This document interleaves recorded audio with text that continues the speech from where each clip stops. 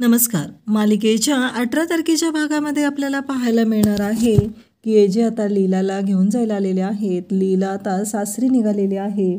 तिची माहेरवरून पाठवणूक होत आहे. लीला खूप रडत आहे. तेव्हा बाबा लीलाला सांगतात की बाळा, तू आता जहागीरदारांची सून होणार आहे. तुझ्यावर मोठी जबाबदारी आहे. ते सगळं तुला स्वीकारावं लागणार आहे आणि ती जबाबदारी तुला व्यवस्थित पार पाडावी लागेल. लीला मात्र हो म्हणते, बाबांचे आशीर्वाद घेते. इकडे कालिंदी मात्र म्हणत असते, अगं चल लवकर, जावई बापू बाहेर वाट बघतायत. पण लीला आता इकडे मोहितेंच्या घरून निघालेली असते. तिचा पाय निघत नसतो, कारण लहानाची मोठी त्या घरात झालेली आहे आणि आता इतकी मोठी जबाबदारी तिला सांभाळायची आहे. ती जाताना रेऊला मिठी मारते, रडू लागते. रेऊला म्हणते की मावशी आई आणि बाबांची काळजी घे.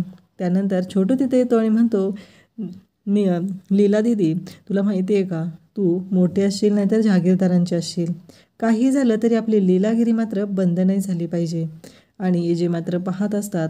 लीलाच्या आता पाठवणूक होत आहे. लीला जहागीरदारांच्या घरी आता माप ओलांडून पुन्हा प्रवेश करणार आहे.